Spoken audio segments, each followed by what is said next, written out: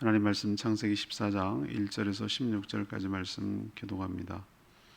창세기 14장 1절에서 16절입니다. 오늘은 11월 13일 토요일 아침입니다. 11월 13일자 본문 창세기 14장 1절에서부터 16절까지 말씀 교독하겠습니다. 구약성경 16쪽입니다. 당시 시날 왕 아므라벨과 엘라살 왕 아리옥과 엘람 왕 그돌라오멜과 고임 왕 디달이 소돔 왕 베라와 고모라 왕 비릴사와 아드마 왕 시납과 스보임 왕 세메멜과 벨라 곧 소알 왕과 싸우니라. 이들이 다 시딤 골짜기 곧 지금의 여메에 모였더라. 이들이 12년 동안 그돌라오멜을 섬기다가 제13년에 배반한지라.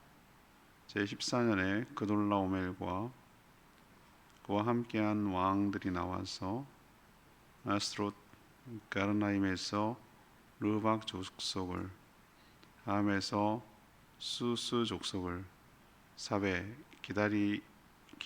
기랴다임에서 엠 족속을 치고 호리 족속을 그 산 세일에서 쳐서 광야 엘바란까지 이르렀으며, 그들이 돌이켜 엔미스밭 곧 가데스에 이르러 아멜렉 족속의 온 땅과 하사돈다말에 사는 아모리 족속을 친지라. 소돔 왕과 고모라 왕과 아드마 왕과 스보인 왕과 벨라 곧 소알 왕이 나와서 시딤 골짜기에서 그들과 전쟁을 하기 위하여 진을 쳤더니 엘람 왕 그돌라오멜과 고임 왕 디달과 시날 왕 아므라벨과 엘라살 왕 아리옥 네 왕이 곧 그 다섯 왕과 맞서니라. 시딤 골짜기에는 역청무더기가 많은지라. 소돔 왕과 고모라 왕이 달아날 때에 그들이 거기 빠지고 그 나머지는 산으로 도망하며, 네 왕이 소돔과 고모라의 모든 재물과 양식을 빼앗아가고 소돔에 거주하는 아브라함의 조카 롯도 사로잡고 그 재물까지 노래가여 갔더라. 도망한 자가 와서 히브리 사람 아브라함에게 알리니 그때 아브라함이 아모리 족속 마므레의 상수리 숲을 근처에 거주하였더라. 마므레는 에스골의 형제요 또 아넬의 형제라. 이들은 아브라함과 동맹한 사람들이었더라. 아브라함이 그의 조카가 사로잡혔음을 듣고 집에서 길리고 훈련된 자 318명을 거느리고 단까지 쫓아가서 그와 그의 가신들이 나뉘어 밤에 그들을 쳐부수고 다메섹 왼편 호박까지 쫓아가 모든 빼앗겼던 재물과 자기의 조카 롯과 그의 재물과 또 부녀와 친척을 다 찾아왔더라. 아멘. 네, 오늘은 사해를 중심으로 이 도시 국가들의 전쟁을 다루고 있습니다. 소돔이 속한 서방 5개 나라, 사해를 중심으로 했을 때 그 나라가 섬기던 동방에 있는, 동쪽에 있는 4개 나라에게 반란을 일으키자 전쟁이 시작됐습니다. 결국은 동쪽에 있는 4나라, 동방 4나라가 이겨서 서쪽에 있었던 소돔 성까지 약탈을 했고, 이 과정에서 롯과 가족이 사로잡혔고 롯의 재산도 다 모두 빼앗겼습니다.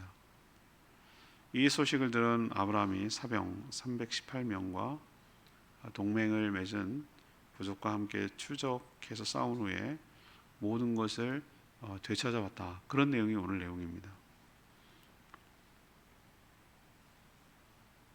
오늘 질문은 롯을 통해서 얻는 교훈은 무엇입니까? 롯을 통해서 얻는 교훈은 무엇입니까?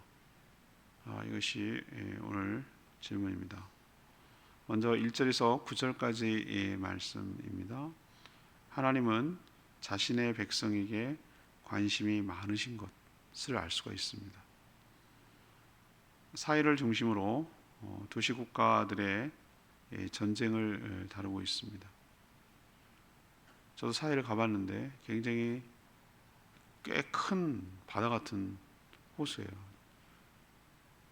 지면보다 더 낮아서 그러니까 지면의 해수면보다 더 낮아가지고 물이 계속 쌓이고 나갈 데가 없으니까 햇볕에 증발이 되고 수증기만 남은 것이죠. 그쪽 중심으로 동쪽과 서쪽을 나라들이 연합을 해서 서로 패권을 다투고 있는 그런 상황이었어요. 사해 동쪽에 있는 엘람, 그돌라오멜 그것의 동쪽에 있는 나라 4개 중에서 이제 중심 도시 국가였는데 그 서쪽에 있는 5개 나라들이 12년 동안 그 동쪽 나라의 조공을 바치고 있었는데 13년째 반란을 일으켜서 14년째 되는 해에 두 쪽 진영에 전쟁이 일어났다라고 기록하고 있는 거예요. 동쪽의 4개국과 서쪽의 5개국 이 시팅골짜기, 그러니까 지금의 여메 지역 그쪽에서 전쟁을 하려고 진을 치고 이제 부딪힌 거죠. 그렇지만 동쪽에 있는 4개국이 그 전쟁에서 이깁니다. 이겨서 그 일대를 침략하고 각 성읍에 들어가서 사람과 재산들을 약탈했죠. 이런 전쟁은 인류 역사상 끊임없이 일어났어요. 끊임없이. 우리는 그 전 시대가 어떤 시대인지 고조선이니 이런 얘기를 하지만 삼국 시대부터 이렇게 역사가 기록된 것을 통해서 알 수 있잖아요. 그 역사가 있기 이전의 시대를 선사시대, 기록의 역사가 있지만 없는 그런 선사시대라고 부릅니다. 그때도 역사가 있었을 거예요. 그렇죠? 그때는 어떻게 했을까? 맨 처음에는 한 가문, 가족이 확대되고 혈육이 뭉쳐져가지고 부족이 형성되고 이 부족과 이 부족과 어떻게 되죠? 서로 싸우고 그것이 이기는 쪽이 더 큰 성을 차지하고 또 이 성과 이 성이 싸우고 이렇게 해서 점점 먹고 먹히고 이렇게 해가지고 점점 세력이 커지지 않았겠어요?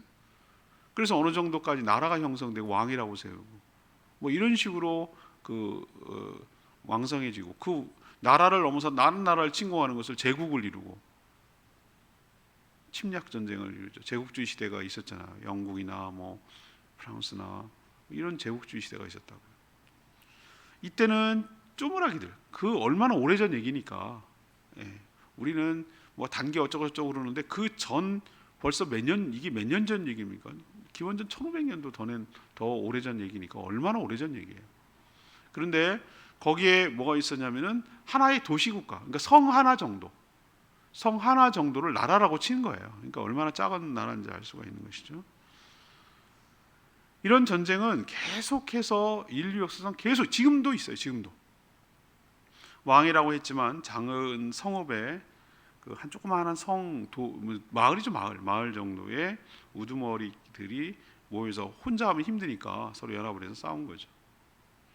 자, 이걸 우리가 굳이 알아야 될까요? 알 필요도 없는 부족 간의 전쟁 이야기를 왜 여기 성경에다가 기록하고 있죠? 이유는 딱 하나예요. 서방 5개국, 이때가 이쪽이 진쪽인데 그 가운데 누가 살고 있었습니까? 롯이 살고 있잖아요. 롯이 살고 있는 소돔이 서방 5개 부족 국가에 속해 있단 말이에요. 그리고 또 롯은 누구입니까? 아브라함의 조카잖아요. 그렇기 때문에 여기 이렇게 자세하게 누가 누구고 누구 어느 왕이 싸웠고 이런 얘기를 하는 거예요. 저는 여기서 깨달은 바가 있어요. 아, 그렇구나. 하나님은 많고 많은 사람들 중에 자기 백성을 주목하시고 관심을 기울이며 집중하시는 줄로 믿습니다. 제가 그런 표현을 썼어요. 우리 큰아이 규희가 이제 만약에 초등학교에 들어가서 운동회를 가거나 그렇게 합니다. 어린이집 유치원에서 무슨 운동회 같은 거 합니다. 학부모 참관하러 가죠. 부모 눈에는 누구만 보입니까? 자기 새끼만 보입니다. 다른 건 다 관심 없어요. 뭐 누가 이기든 뭐 하는 건 관심 없어요. 우리 애가 하는 거 1등이고 꼴등이고 상관없어요. 그냥 그렇게 뛰고 뭐 하고 열심히 하는 거, 그게 관심 있는 거예요. 우리 교회는 그때부터 달리기 잘했던 것 같아요. 지금 생각해. 얼마나 야무지게 머리띠를 이렇게 하고 이렇게 해가지고 막 열심히 그 악다구니처럼 뛰는 모습이 지금도 선해요. 그것만 보여요. 그것만 보여요. 그 조그마한 한 5살짜리가 그 곰돌이 체육관에 가가지고 그 수영도 배우면서 그 유아체육도 하고 그런 독특한 유치원이었거든요. 거기 5살짜리 체육대회를 하는데 지가 큰 공을 막 이렇게 굴리다가 이게 지금 삐져나왔어. 그래서 얘가 글로 나가면 안 되니까 내가 글로 가서 이렇게 막아줬어. 그랬더니 날 보고 막 우는 거예요. 자기가 마음대로 안 되니까 속이 상해서. 5살짜리가. 그 기억이 선합니다. 제가 거기서 깨달았어요. 하나님과 우리의 관계를 우리가 이해를 돕기 위해서 목자와 양이라기도 하기도 하고, 가장 많이 우리가 그래도 근접하게 이해할 수 있는 부분이 부모와 자녀 관계로 많이 설명해요. 하나님은 우리 아버지라고 표현하잖아요. 아버지.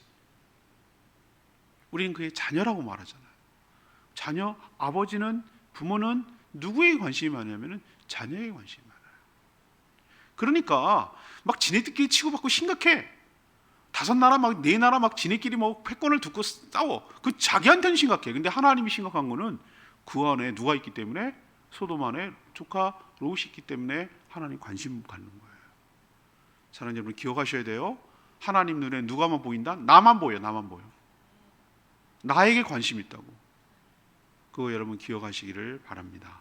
두 번째는요, 10절에서 12절 우리에게 가르쳐주는 교훈이, 두 번째는 세상의 욕심에 따라 살면, 세상 욕심을 따라 살면 환난에 휘말린다 라는 것을 우리에게 가르쳐줘요.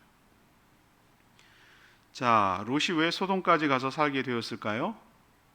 그가 삼손 아브라함과 재산이 많아져서 갈등이 생기자 헤어지는 대목에서 알 수 있어요. 아브라함이 이제 헤어지자는 말에 그는 자기의 눈, 자신의 눈에 보기에 온 땅에 물이 넉넉하여서 여호와의 동산, 에덴 동산이죠. 그리고 그 당시에는 뭐 이집트가 굉장히 풍요로운 땅이었나 봐요. 지금도 풍요로워요. 지금 이집트 그 편에 내가 뭐 세계 걸어서 세계 쌍문 그런 거 저 좋아하거든요. 해외 여행하는 프로그램 EBS에서 하는 거 많이 좋아. 못 가니까 그렇게라도 대리해줘. 이집트 편에 나오는데 지금도 밀밭이, 그 나일강에서 나오는 그 있잖아요. 물 수로가 강에서 쭉쭉쭉 이렇게 지류가 퍼질 거 아니에요? 거기서 물 대기가 얼마나 쉬운지, 그냥 이건 그냥 미리 지금도 얼마나 싱싱한지 몰라요. 그러니까 이집트 같고 뭐 이런 표현을 쓰고 있어요. 그 롯이 선택했던 땅을. 그러니까 그만큼 뭐한 땅이에요. 넉넉하고 풍족하고 풍요로운 땅이에요. 그걸 택했단 말이에요. 요단 땅을. 근데 요단 땅을 택해서 거기 한 곳에 있었습니까? 아닙니다. 13장 12절에 보면은 그 뒤에 부분에 나오는 거 보면은 어떻게 하는 줄 아세요? 점점 도시로 옮겨갑니다. 그리고 어디까지 갑니까? 소돔까지 갑니다. 그 사람 롯의 판단 기준을 알 수 있겠죠? 왜 거기까지 이동해 갔는지 알 수 있겠습니까? 그가 땅을 선택한 기준을 보면 아는 거예요. 풍요로워서 자신의 욕심을 채워줄 수 있는 땅으로 계속해서 가다가 보니 세상의 쾌락과 욕망을 이루기에 집 딱 모여있는 곳, 타락의 상징적인 성 소돔까지 간 거예요. 여러분, 사람이 처음부터 그렇게 되는 줄 아십니까? 처음엔 작기 시작해요. 그러다 보니 더 짜릿하고 더 쾌락적이고 더 막 이런 쪽으로 이렇게 가다 보면은 거기까지 가는 거예요. 뭐 처음부터 거기 가는 줄 아세요? 아니에요. 그러면 소돔에서 잘 살았을까? 아니죠. 자기 도끼로 자기 손으로 자기 발등 찍는 거죠. 그가 원치 않은, 소돔에 살다 보니 원치 않은 전쟁에 휘말려요. 자기랑은 상관이 없어. 동방 5나라, 서방 5나라, 뭐 자기랑 뭔 상관. 근데 자기가 거기서 사니까 문제지. 거기까지 간 거예요. 문제지. 휘말려서 자신은 물론 온 가족이 포로로 잡혀갔어요. 재산도 약탈당했어. 하루아침에 완전히 거지 됐어. 거지뿐만 아니라 노예가 됐어. 만약에 소돔에 살지 않았더라면, 또 만약에 그런 욕심을 따라 이동하지 않았더라면, 하나님을 의지하고 하나님 믿음으로 살았더라면 이런 어려움도 없었을 거라고. 만약이라는 게 없지만 그런 생각이 여러분 교훈이 들죠? 자, 그럼 우리에게 어떤 교훈을 주는 겁니까? 아, 롯처럼 살면 안 되겠구나. 롯처럼 사는 게 뭔데요?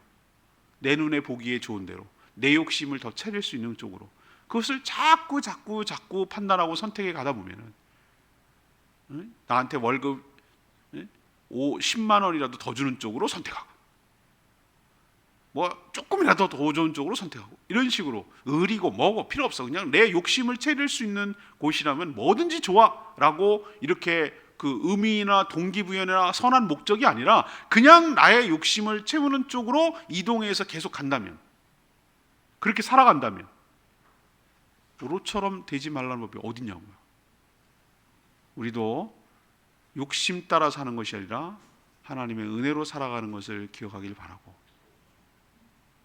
자기 욕망을 따라 사는 것이 아니라 하나님 주신 사명을 이루며 살아가는 복된 인생 되기를 축복합니다. 세 번째는 13절에 16절까지 말씀. 하나님의 도움을 받아서 구원을 얻게 된다라는 것을 우리에게 가르쳐 줍니다. 소돔에 살던 조카 롯이 포로로 끌려가고 재산도 약탈당했다는 소식이 아브라함에게 전해졌어요. 누가 하나가 도망쳐서 거기까지 얘기해 준 거죠. 아브라함은 어떻게 합니까? 그냥 가만히 있지 않았어요. 사실 가만히 있어도 뭐 어떡하겠어요? 지금 이런 가만히 있어야 되는 상황 괜히 덤볐다 큰일 나려고. 사실 자신이 좋은 땅을 먼저 선택하고 떠난 조카 롯에게 상당히 서운할 수도 있어요, 솔직히 말하면.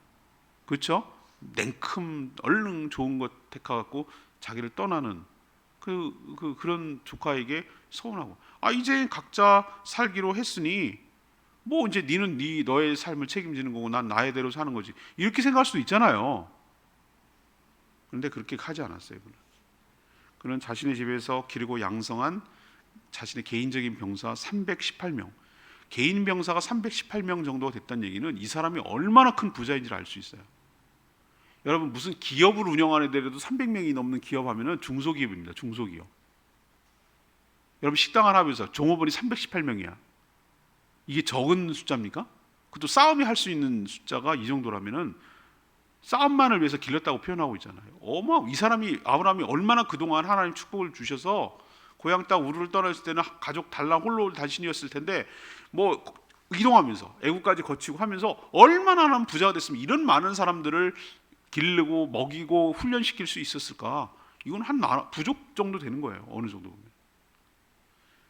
그리고 그 지역에 살던 사람이 가나안 족속 중에 아모리 족속이 아모리 족속. 근데 마므레 땅이라고 그랬잖아요. 마므레가 그 아모리 족속의 이름이에요, 이름. 마므레 감옥의 두 형제랑 동맹을 맺었어요. 그렇죠. 서로 이제 견제하고, 자기도 남의 땅에 살다 보면, 타향에 살다 보면은 서로 죽고 죽이면 안 되니까 서로 어떻게 하는 거예요? 적절한 선에서 이렇게 뭔가 동맹을 맺고 협력을 해야지, 서로 침략하지 않고 서로 도우는 것을 협력해야 살잖아요. 그래서 그 자기가 데리고 있던 318명 마므레 가족이 그 아모리 족속 형제들, 그 부족국가 동맹한 사람들, 그걸 합쳤어요. 합쳐가지고 전쟁에서 승리한 서방 5개국을 이긴 동방의 4개국을 추격하기 시작했어요. 왜? 거기에 조카 롯이 잡혀 있거든. 그리고 밤새 추격해서 두 패로 나누고 밤에 기습 공격을 했어요. 설마 자기를 치러 올 자가 이제 없다고 생각하고 마음 놓고 있었던 4개 국가는 어떻게 기습 공격을 당한 거예요. 누구에게? 아브라함 군대에게. 그래서 추격하고 이기고 해서 잃어버렸던 모든 재산, 모든 사람들 다 다시 찾아가지고 왔어요. 사해 지역에 있는 서쪽 5개 국가, 나라, 부족 국가와도 싸워다가 이긴 대상이잖아요. 그쪽이 동방 다 4개국이. 근데 아브라함이 싸운 군대가 이긴 거예요. 이게 말이 돼? 아무리 318명이 잘한 4개 나라랑 어떻게 이렇게 싸워? 말도 안 돼. 말도 안 되죠. 원래 말도 안 되는 게 싸움이에요. 하나님이 하시는 거 보면. 그렇지만 이건 하나님이 도와주시지 않고는 불가능한 일이에요.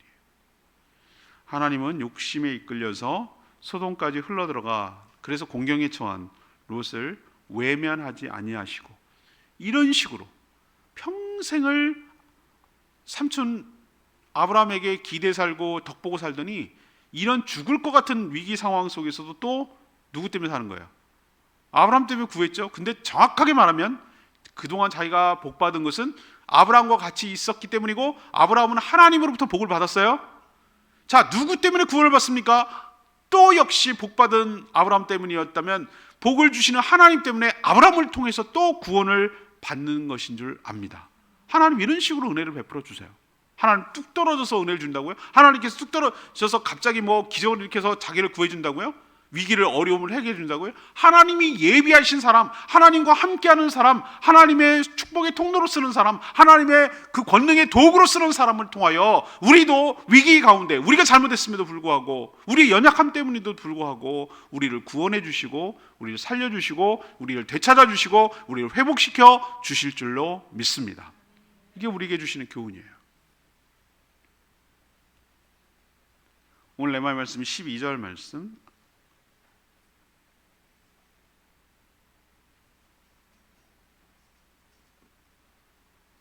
소돔에 거주하는 아브라함 조카 롯도 사로잡고 그 재물까지 노략하여 갔더라. 여러분, 성도는 자신이 살고 있는 사회에 대해서 좀 관심을 가져야 돼요. 골치 아파. 그냥 세상 돌아가든지 말든지 어떻게 되든지 뉴스 보면 막 골 아파. 여러분, 무관심하다고 나와 상관이 없는 게 아니에요. 여러분, 이게 명심하셔야 돼요. 소돔에 살고 있는 롯은 자신의 의지와 상관이 없이 포로로 끌려갔고 재산도 빼앗겼어요.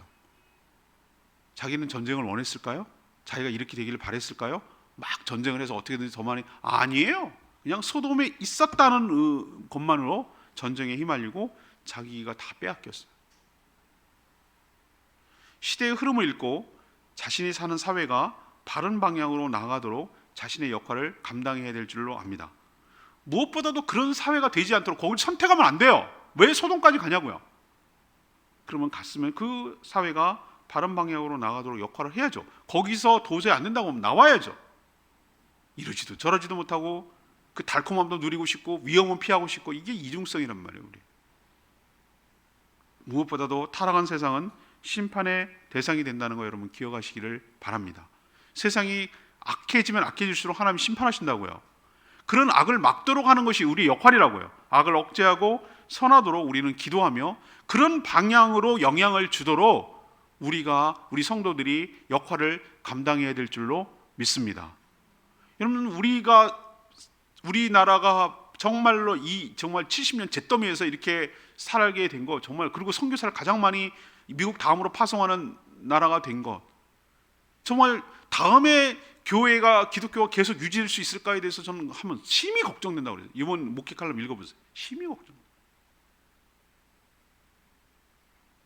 이 나라가 정말 반석 위에 잘 세워나갈 수 있는 리더를 잘 선택하고 뽑아야 될 줄로 믿습니다.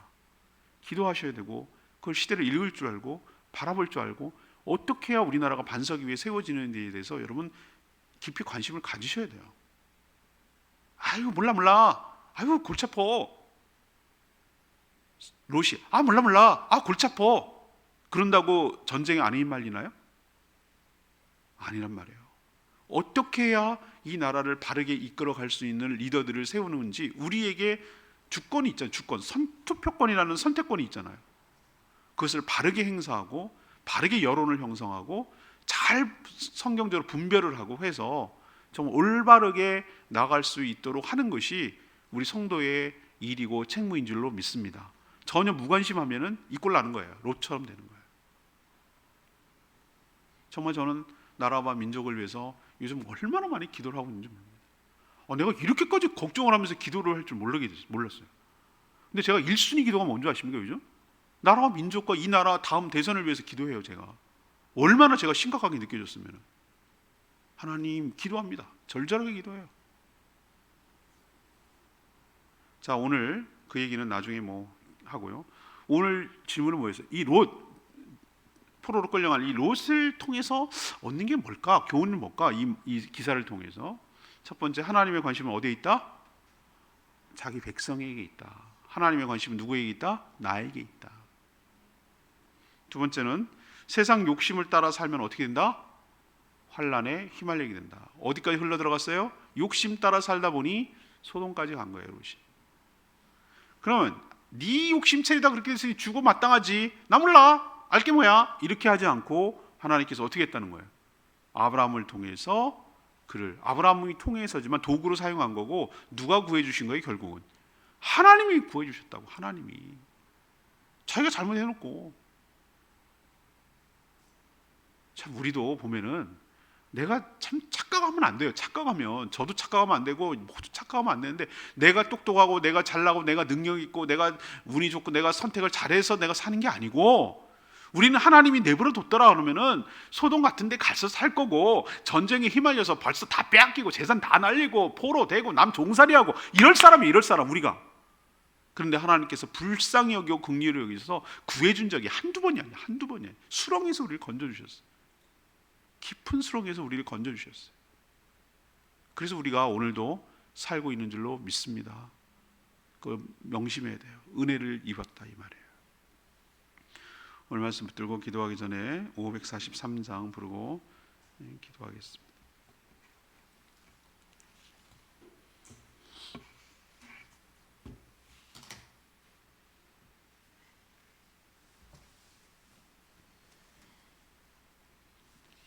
(543장) 내 손을 주께 높이 듭니다. 슬픔 대신에 제 대신에 근심 대신에 찬송의 옷을 주님을 찬양합니다.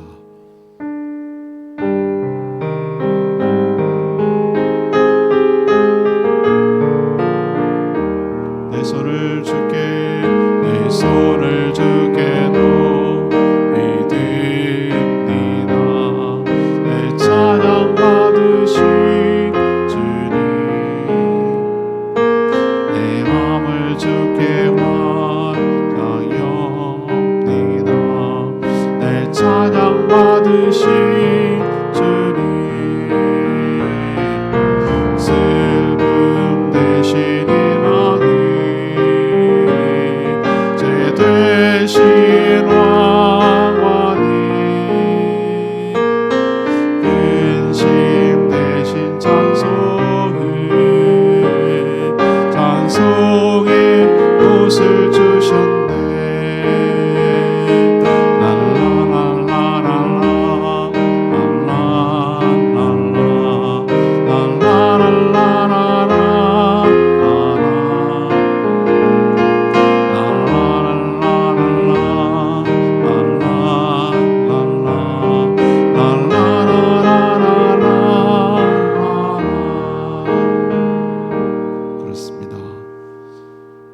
우리가 왜 손을 높이 들고 찬양하고 마음을 활짝 열고 찬양합니까? 슬픔 대신에 희락을, 죄를 뒤집어쓰는 것 중에 오히려 꽃화관을, 근심 대신에 찬송의 옷을 주셨기 때문인 줄 믿습니다.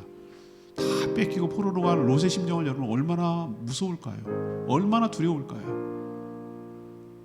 삼촌 아브라함이 구해올 거라고 생각이나 했겠어요? 이제 내 인생 끝났다고 생각했겠지. 근데 하나님은 그렇게 욕심을 따라가 살아간 롯도 이렇게 구해주는 것을 보면서 하나님의 관심과 사랑이 어디까지 미치는지 우리는 깨닫습니다. 주여, 주의 은혜로 구원받았으니 주의 은혜로 살게 해달라고 주여 외치며 기도합니다. 주여 아버지, 내 손을 높이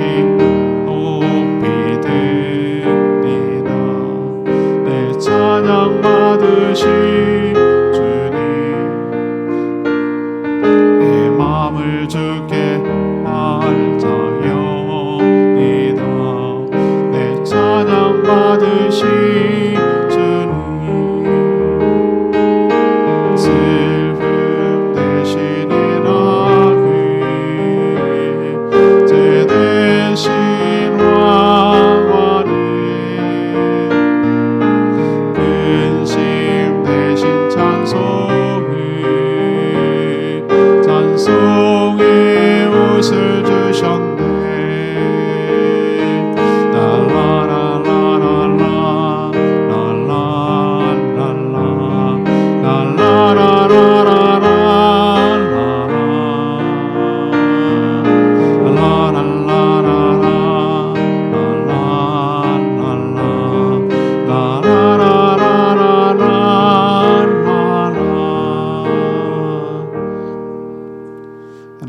세상에 수많은 사람들이 있지만 하나님의 택한 백성을 주목하시며 관심을 기울이시는 줄 믿습니다. 우리가 어떤 처지에 놓여 있을지도 주님께서 충분히 분명히 아실 줄 믿습니다. 세상의 욕심에 이끌려 살다 보면 원치 않은 환난에 휘말릴 수 있음을 봅니다. 죄악이 가득한 세상에서 멀리하게 하여 주시옵소서. 세상이 약해지지 않도록 믿는 저희들이 거룩하게 살며 선한 영향력을 끼치게 하옵소서. 우리의 연약함에도 불구하고 주의 크신 능력으로 구원하여 주실 줄 믿습니다. 그러나 어떤 절망적인 상황에도 낭망하지 않고 소망을 갖게 하여 주시옵소서. 오늘도 간구하는 모든 기도 주님께서 응답하여 주시고 주일을 준비하는 모든 손길들 복되게 하시며 내일 거룩한 주일 모든 성도들이 한자리에 모여 하나님을 경배하며 예배하며 예배하시는 은혜를 받아 누리게 하여 주시고 영혼과 육신이 회복되게 하여 주시옵소서.